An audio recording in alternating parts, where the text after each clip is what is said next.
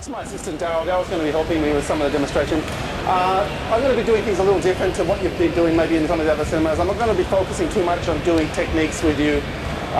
Again, if I just concentrate on techniques, you're going to so many different variants of styles. It's just going to go on one ear really and out the other. It's going to be hard to retain that information. What I'm here to do today is give you an introduction to what Wing Chun's about. Has anyone done any Wing Chun before? A little bit of Wing Chun before? Okay. Wing Chun is a primary system of real self-defense. It's not a sporting system. It's not a system that you compete with really. Some people will try to use Wing Chun in tournaments. Doesn't really translate very well. Wing Chun is a system supposedly developed by two women, a Buddhist nun called Moy and passed on to a young girl called Wing Chun. Now there's no written evidence to substantiate the history. It's a verbal tradition. However, we have quite an interesting system now. And I guess the way Wing Chun differs from other systems of martial arts, most systems of martial art are what I deem technique-based. A technique-based system is a system that's primarily taught you through physical movement. An instructor will demonstrate a technique, you'll pair up with a partner, and you'll try to train that technique repetitiously. Now, I see a problem with this type of training, especially if you are just learning techniques.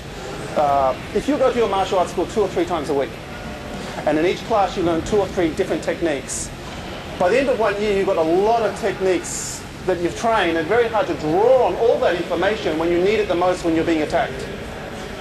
Wing Chun is not a technique-based system, even though we use techniques. It's what we translate as a principle training system. Okay. Principle being a rule or guideline. In this system we have a handful of principles that we can apply to any situation. Now what I'm going to do with you all today is I'm going to demonstrate these principles. That way you can see how the system works, and you can take these principles and apply them to your own system. Okay, so you'll see that work for yourself. Okay. Before we go into the principles, I'm going to talk to you about stages of combat. Stages of combat refer to different ranges between you and a potential attacker. Okay, so first stage, we'll start straight away. First stage is generally outside a stage of combat, non-contact stage. This is a stage where the guy is saying, hey, why'd you take my car park?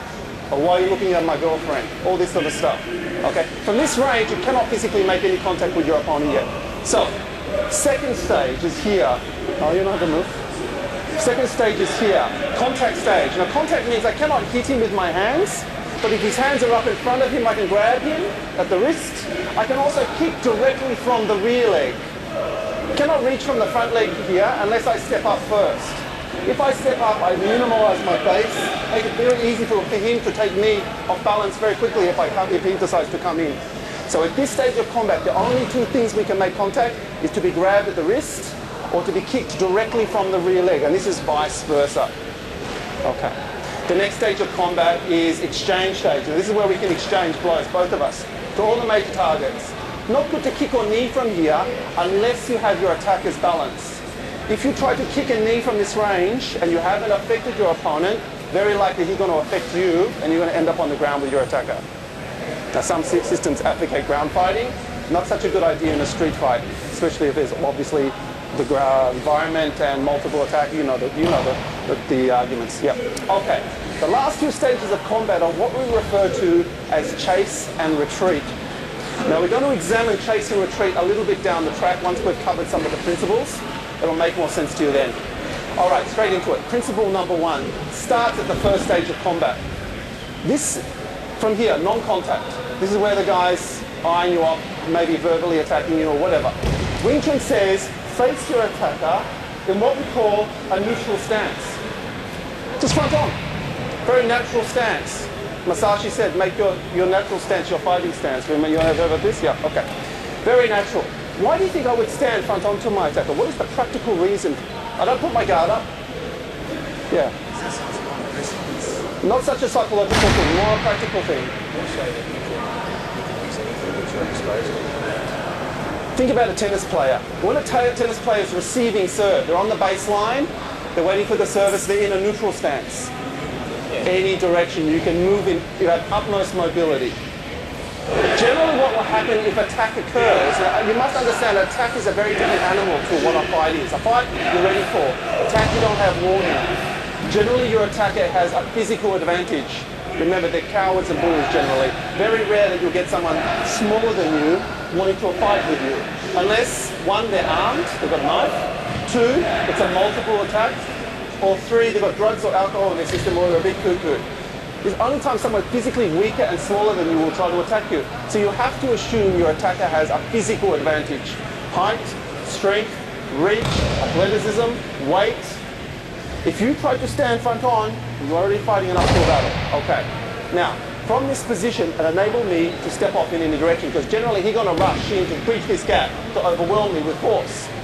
This enables me to step off in any direction to get out of the way of his force for my utmost mobility, as I said. However, this would be the defensive maneuver. An offensive maneuver would be, as he come in, I go here, and then now the kick, give me range. Can he reach me? No, we don't kick up here, we kick right in here. All right. Now I thrust my hand before I kick. You got your finger? No, all right, okay. All right. Now, I thrust one because if he wants to punch at this point, I find a point. I find this point. All right, find anything that comes through the center. But more, if he's coming towards me in a threatening manner and I thrust my hand and he puts his hands up to defend, even if I can't reach him, he feels like he has to defend something here. Yeah? Now, then I can kick because he can't reach, and now I can reach. So the advantage of the kick is the range of the leg. The disadvantage of the kick, you limit your balance, you take away your mobility because you're stuck on one leg. The advantage is you kick in, you can finish the instant right there, get out of there. The disadvantage is you're not a confident kicker, you might be taken off balance on the ground, not a good position to be in. Okay. Next principle is the guard of Wing Chun. Now many martial arts have different types of guards. You know, kickboxing, boxing, all sorts of different guards. Wing Chun's guard is more similar to pre-Queensberry rule boxing guard. You've seen the old photos of old boxers. Heads back, hands in the center, both fists, heads right back, weight like this. This is a Wing Chun guard. Okay? Wing Chun, we have 2 line principles. A center line, it's an imaginary line that cuts us directly in half. Along the center line you have a lot of vulnerability. Most of you guys know about the center line. Bridge of the nose, mouth, throat, sternum, solar plexus, abdomen, groin. Wing Chun says you've got to protect your center. We then have what we call central lines. Central lines come from the center and go off on angles like this. Everything that is off a center line is a central line. So the way we make our guard is, our weight is always 50-50. We turn our body side on to minimize our target area. This hand sits on the center, it's called the Wu Sao, protecting hand. This hand sits on the central line. So if I face you, that's the central line, this is the center line. So it's exactly the same as if I just keep my hand open. Now the guard doesn't stay stationary, it is constantly in flux. Part of the reason it's in flux is it makes it very difficult to grab. You see the old guys that used to roll their arms. Because pre-Queensberry rules, which is the rule system that they use in boxing these days, they didn't use, there was a lot of rules that they don't use today. It was bare knuckle first of all. You were allowed to grab by the hair. You were allowed to hit with the free hand. Tripping was allowed. Okay, so a lot of differences in boxing now. Okay, now, first reason I put my guard like this, I don't put it directly in the center of him. I put it to cover the outside of his leading elbow, and I'll explain that a little bit in a moment. If he wants to strike now with a lead, I cover that arm. If he wants to hook with the lead, he has to come around now. All right, so the first reason is I stop him exploiting the most direct path. The quickest path is the straight line. And a punch can come through the center at about 0.2 of a second. The delta stays there, and I take about 0.2 of a second for a punch to go through the center. So I don't want my opponent to exploit the most direct path, so I occupy it. By occupying it, I force him to make a decision. He either go come around here, he go come around with the other hand, yeah? He's got to come around somehow to get to me. Or he can try to grab me. Now, like I said, if he's trying to grab me, you'll make it a bit difficult because your hand's moving. However, if he does grab hold of me, and he wants to hit me with his hand, this hand is called the Wu Sao, the protecting hand. I will step off and flick and block. Or if you grab with this one, I go up here and hit here. The Wu Sao now comes into play when my front hand can't. Okay. Any questions so far? Anyone want to ask you a question? Okay, no. All right. Now, the next principle is focus your eyes on your opponent's leading elbow. The leading elbow is always the elbow closest to you. this point right here. Now, if he changes, this becomes the leading elbow. I don't care which elbow comes forward, I always watch the leading elbow. First reason, it's the closest threat to me. The leading hand is the hand that can potentially grab me first or potentially hit me first. Now, I don't look at the hand because the hand is quicker than the eye. He's being seen in position, and quicker than the eye, you pulls a rabbit or a point out of your ear, abracadabra, okay. If you're looking at the tip of my hand, quite hard to track. It's a bit easier when you're further away. The closer you get, the harder it is. You look at this point, it's hardly moving at all. It's the fulcrum. Now, if I'm in a fighting position, watch my elbow when I do a corkscrew jab. Which way does my elbow go out? Out to the side, yeah, like a wing unfolding. The elbow is moving 2.5 times slower than my fist. If I do a hook with my leading arm, which way does my elbow travel? Goes back before it comes forward, 4 times slower than my fist. If I punch from my rear hand, my leading elbow still has to go back. We watch the leading elbow, so that way we can predetermine through basic body mechanics what type of attack is occurring.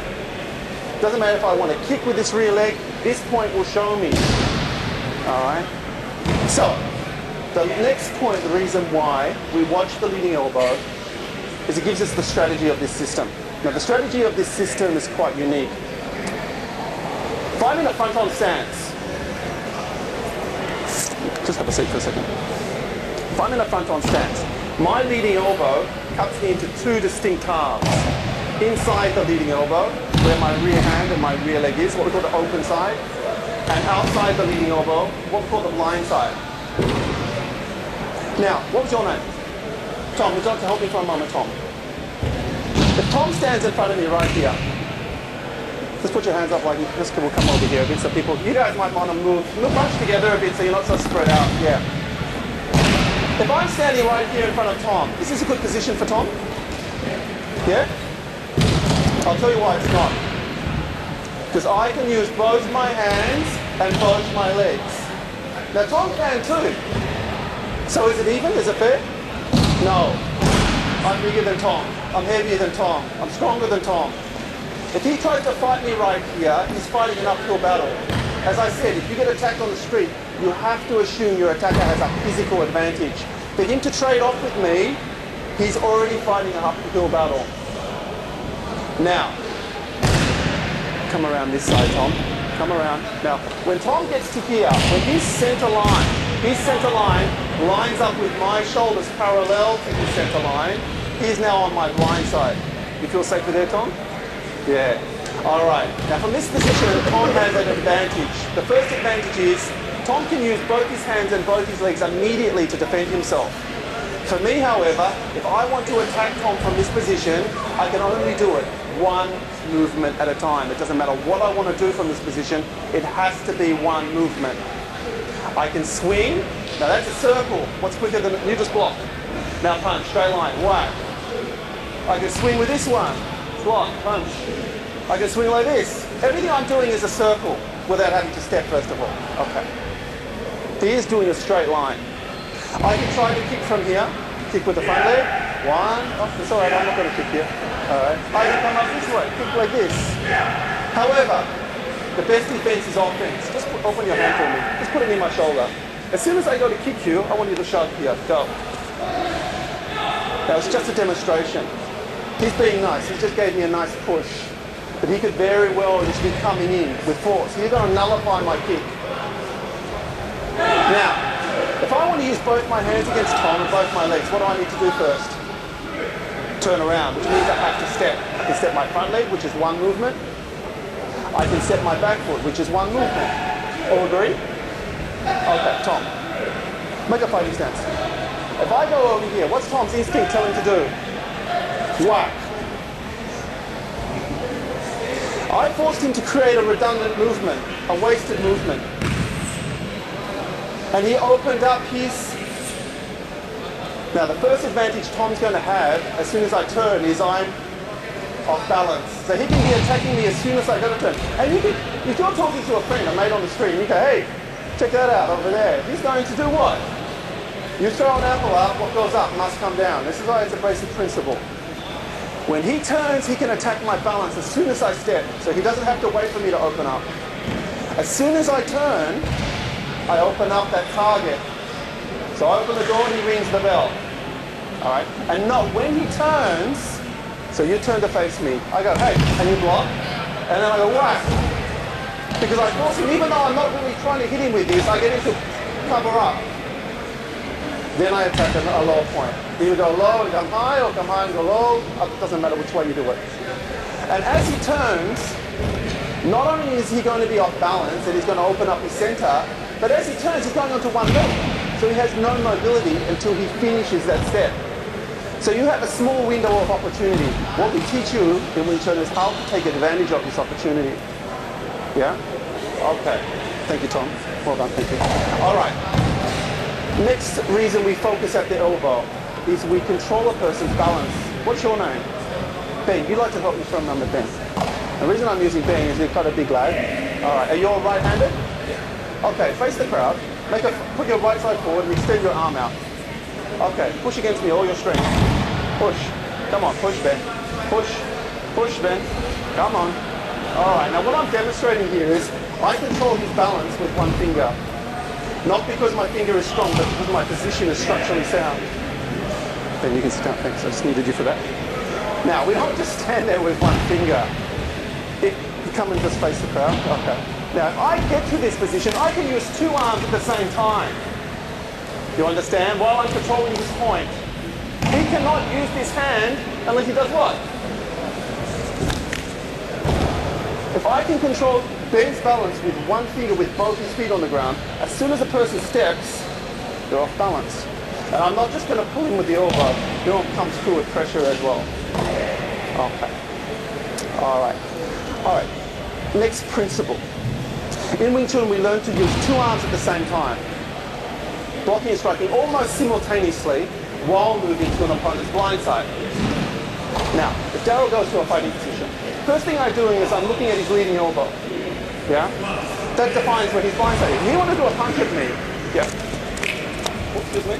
All right. So from this position, he does a punch. Which way did I move? Can you hit me with this arm? Okay. Now maybe you don't want to punch. Maybe you want your leg is more delicate. Yeah.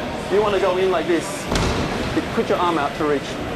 So I'm cutting off the angle. Maybe he just does a late straight punch. Yeah. Yeah. Straight away, I'm moving to which side? If he does maybe a jab and a second punch, I'm moving to the blind side, controlling that blind side. Every time he punches, he's getting hit for his efforts. Okay. However, what's the best defense? Offense, exactly. If you've got a guy who you know means your harm, don't wait for them to punch. As soon as he puts his hand there, I'm going to take that side. Now, watch again. Put the other side forward so they can see. Did I move? These 2 points are now in line with my center. I can use two arms now. Now what I did was I controlled the leverage of his arm at the wrist. That's what we call the first bridge. So can I use you again, Ben? Just put your stronger arm up in front of you. Don't let me push your arm down. Don't let me push your arm down. He can't resist. It's just physics, you understand? It's a leverage point. The first point you'll make contact is contact stage. Non-contact, contact. If I can get to here and I can move that there, then I can control the balance. You understand? The elbow controls the leverage of the body. The wrist controls the leverage of the arm. Okay, thank you again. All right. All right, attack pressure points. Attack an opponent's pressure points to make your striking more efficient. It doesn't matter if you're a man or a woman. If I'm getting attacked on the street, the guy who's attacking me is maybe 20, 30, 40 kilos heavier than me. You know the guy I'm talking about with no neck. Well, he's looking at my girlfriend. You don't want to have a fist fight with this guy. You don't want to get into a wrestling match with this guy. So how can you solve the issue if he doesn't take no for an answer? Yeah, well, you can kick him in the nuts, but if he blocks, only for, I don't know, your knees, if you're a very good kicker, maybe. But if you get a little Chinese girl about this big, a guy this big, yeah? Pressure points, of course. Just pop your hand up like this from the other hand. Let's just imagine that's the guy's eye, and you just flick a guy in the eye. You can do it very efficient. Wing Chun is about being efficient and economic. Anyone can do that. And I guarantee you flick anyone in the eye like that, you're going to get an instant reaction. As soon as you do, then you're kicking in the you-know-where. Then you go. You don't hang around. You're not going to get a point or a trophy at the end of the night. All right? Okay. Again, it's about getting yourself out of that situation to a safe environment. If you don't know that and ever hang around, you're flicking back, oh, look, I think I'm going to go have another beer. Never do that. You know why? Who's he there with? You don't know. The fact of the matter is you don't know your environment is not safe. So you get out of that situation as quickly as you can to a place where you know is 100% safe. Okay. Don't fight force with force for the same reasons. This is the next principle. Do not fight an opponent's force directly. Now, all the different systems have this graph, yeah? It's a natural instinct for all human beings to fight force with force. We're born with this instinct. Remember in the schoolyard, two boys would get in the fight and then push into each other, push, and then they grab each other's jumpers. And they start swinging, you know? Remember this? Okay.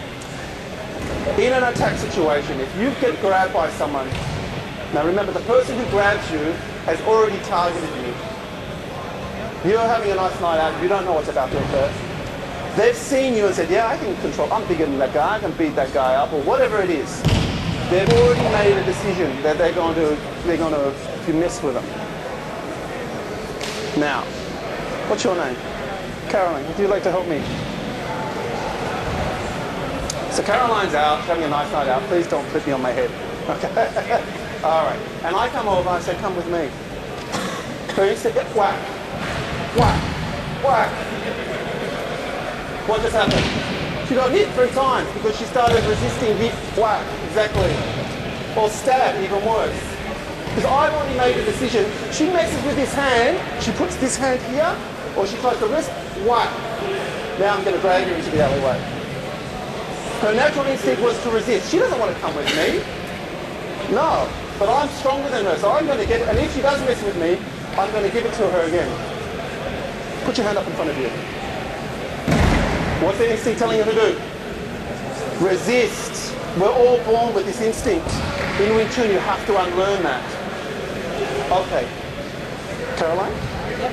Which is the hand that threatens you? That one. I'm going to start pulling you. Don't pull away from me. Don't come directly towards me. Move to which side? Go, go, go, go. No, go, go, go. No, not this side, not this side. Go this side. Yeah, okay. Do it again. This time I want you to come with me, but don't give me any information here. Okay. Just move with me, but move to this side. Go. Okay, stop. That's all she had to do. She's just changed the whole dynamics of the situation now. Now, very lightly, I just want you to pull your elbow back, the one that I'm grabbing. No, very lightly. Don't even twist. Just pull. Now, stand in front of me and try to pull me. Now, go to the other side again. Now, put your free hand in the center. Now, what's the first thing I'm going to do? I'm going to look at her. Now, remember I showed you before, the flick? Yeah, right in the eye. Now, don't flick my eye. I'm going to put my palm here. I want you to flick with the back of your nail as you pull here. So you're not coming towards me. You're going to pull me towards you. Now, pull and flick. Yeah, go again, pull and flick. And you can, now, just flick it, give it to her. Yeah, go. That's better. Do it one more time. What happened? The flick becomes a? Well, look again. Yeah. Just let your hand go. Lift your eye, block. Now keep it there, keep it there. Now she's there. Okay. Alright, but now she's flicked my eye. Look again. She flicked my eye and potentially blocked my hand. Now she can come in here or open your hand up. Open your hand. It's better open. Pop. Yeah? Or kick like this.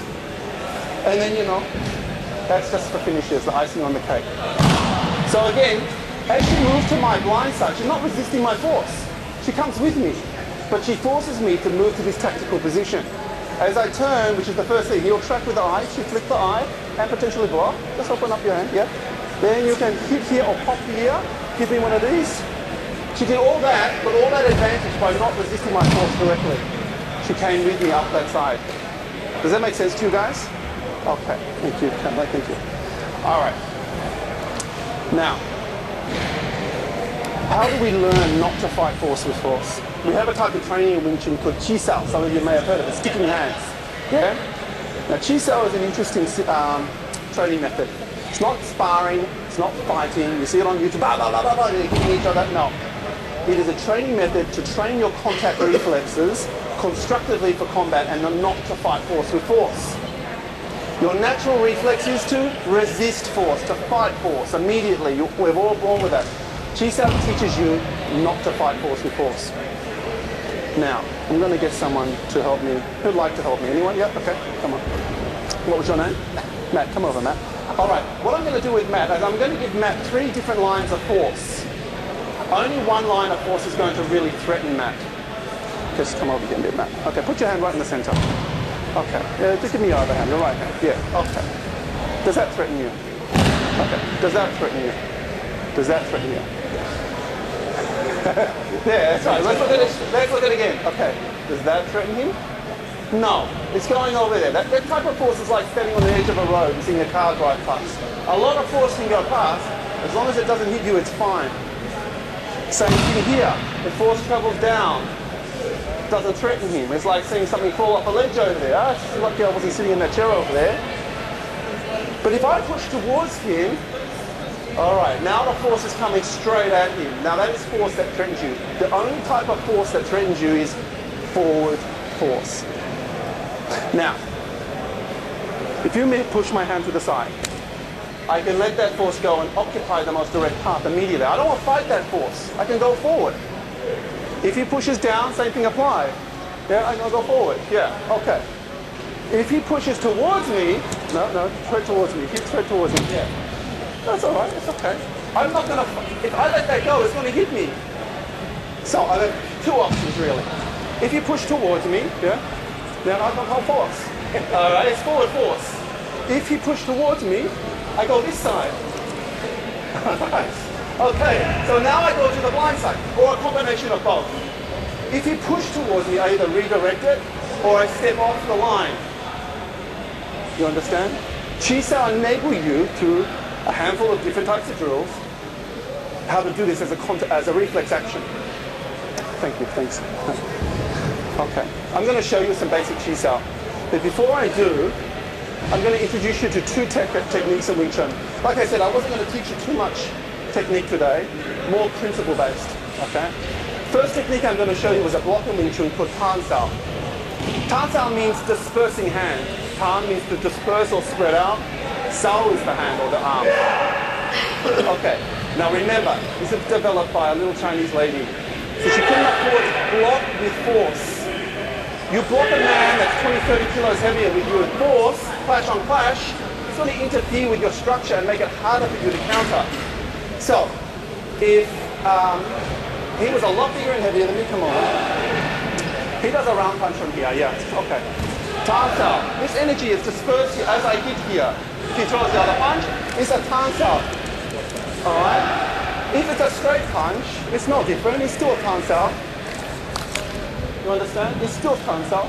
His Tan Sao movement disperses energy from the angle. The other technique I'm going to show you is called a Fuk Sao.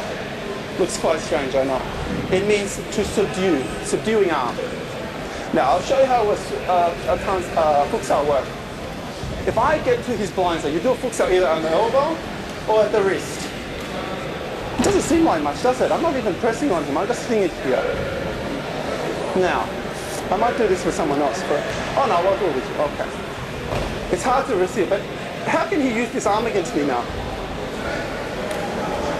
Push against me, go, push. Now which one I do? Just do it slowly this time. As he push, he's pushing over here, so I go with it, and I flick it, or you know, whatever. If he tried to hook from here, you understand? It's a straight line. He can't reach me with this hand from here. He can't reach me from this hand. So what I'm doing is subduing the limb. Just by sitting my hand here, I'm not pushing down or pushing forward. This point, this forearm here covers this line. You understand? As soon as he takes his arm away, I can go forward. If he pushes it into me, I redirect that force. Can he reach me? No. You understand? I always go to this side. Make it harder for him to use that rear hand side. Okay. So we have a tan sao, we have a foot sao. Now I just wanted to show you the application of these two movements. Because what I'm going to show you now, you might want to squeeze in a bit more so you can see. This is basic type of chi sao called dan chi sao. The dan chi sao just trains one arm. Now, I'm in the tan sao. Daryl is in the foot sao. There's an equilibrium occurring here. We're going to make it a dynamic equilibrium. What I mean by an equilibrium is if he tries to strike me from here, I control the center, you see? I control the inside. He tried to hit me here, I control the center. If I try to hit him, his elbow controls the center. So it's an equilibrium. Now if I go to strike him with a palm strike here, it's forward force, and that threatens him. So he recognizes that and he redirects that energy. Now he has an opening to hit me, so I redirect the force. So you try so you can see from this side. He redirects my line, I redirect his line. So we're learning how to redirect force, forward force, from me, first of all, me being on the inside, but if I push forward, which way does he push my hand? That doesn't threaten me, so I just change position. So I can exploit the rotation. Now he starts, I redirect him, he redirects me. We have to respond to one another, okay? So you can do this with a blindfold, you may have seen people do it with blindfold. Now as he lifts up here, he's going up, you see? So I can come back underneath. Yeah, so I can exploit to go back inside. So you have this basic rotation that you learn, so you can go from inside to outside. Now, if I start pushing on him, what are you doing? Okay, watch again, watch again. As soon as there's an opening, yeah? As soon as he recognizes something that doesn't threaten him, he can now redirect it. So you can play a little bit. All right. As soon as there's an opening, he teaches him to go forward. Okay? Go forward. Because that doesn't threaten him, you understand? But if I go forward, then he has to redirect it. And vice versa. Alright, so how does this translate to real combat? How does this translate to real combat? Someone else like to help me? Anyone? Yeah? Yeah, come over. What was your name? Alice, come over, Alice. Now what I'm going to show you now is how this is going to apply to real combat. Alice, make a fighting stance. Alright, now what I'm going to first of all tell you is, can I reach Alice? Now what you doing? Which way did she push? Over there. What I'm doing is I'm what we call creating a bridge. I just thrust at her. You ever had someone pretend they've got a ball in their hand and pretend they're throwing something? You think you get faked out. So even though I'm not actually in range to hit her, she's already pushing on my arm. So automatically I'm getting information that I can process through doing this drill. As soon as she pushes here, you push again like you were, then I go here. Alright, now I start attacking this side. If she, maybe I do it this side, which way is she going to push this way? Ah, this way now. Because she pushed out now. It's a natural instinct to resist force. You can bank on a person, you can come forward, you can bank on a person's natural reflex. So as soon as you make contact with them, they're going to fight, they're going to try to meet that force, even though you're not even in range to touch them yet. This gives us information that means we can cross the bridge into exchange stage, and then we can be more effective there. Thank you, guys. Thank you. Okay. All right. The last principle we're going to talk about is the ability to interrupt your movement. Interruption of movement is pivotal to this system. It starts with the stance. 50-50 weight distribution. If I put my weight on this leg, how can I move this leg? I've got to transfer my weight back before I can even think about stepping with it. So in Wing Chun, we always keep the weight evenly distributed. Doesn't matter if we're in a fighting stance or in a neutral stance, we're always 50-50 because it enables us to move either leg at any moment for utmost mobility and interruption of position. Okay, when we step, we don't step with our heel when we're walking or doing something. We're stepping with the toes. We step with the toe because if you land on your heel and all of a sudden something's happened, very hard to react off the heel. It leaves you flat-footed. So if we land on the ball of the foot, we can interrupt the step immediately and change what we're doing. Yeah? Okay, go on. A kick comprises 4 basic mechanical movements: elevation, extension, retraction, balance re-establishment. Yeah? Okay. However, most people fight, they miss the last one. They usually kick, they put all their eggs in one basket and lose their balance. Especially not very well trained people. Okay. So, if I want to kick Daryl, and he goes just out of my range, should I continue here? Should I continue to, or maybe I can kick him still, maybe back a little bit. Should I continue here? No. So I interrupt what I'm doing and I attack this position, force the change. However, a lot of people don't. Like I said, they kick, they miss, and then you'll see it all the time in kickboxing. The guy will kick, the other guy will pop back, hey, thank you, whack, and they kick the leg all the time. So if we kick and we miss, we pull it back to this point. This way, at that point, I can interrupt what I'm doing according to what my attacker does. Now maybe I can still do the same thing, I go over here, but maybe he steps back in or doesn't kick himself. Yeah, now I'm going to go over here because it's the new blind side. So it enables me to interrupt what I'm doing according to what my attacker does. With the hands, at non-contact, I have to watch that elbow. I don't just stand there and look like, I'm going to start moving as well. Yeah, make it start moving here, and so I can get him moving around. However, as soon as I get contact, now I can use Chi-Sao to interrupt. I can interrupt from that point of contact. Because, what's your name? Evan, come up, Evan. Evan does Chi-Sao all the time. Now, come over. Close your eyes, Evan. Now, put your hand on my elbow. Now, just feel there. Now, I'm going to punch you with my other hand. When you feel that punch coming, I want you to duck. All right? That's Chi-Sao. He has to move. This has to move. Cannot reach him with this. Okay, thank you. All right. And like I said, probably not as dynamic as some of the other seminars today, but really it's more important for me to give you something that you can take away with you. Think, okay, then move to the blind side, you will attack pressure points, things like this. Okay.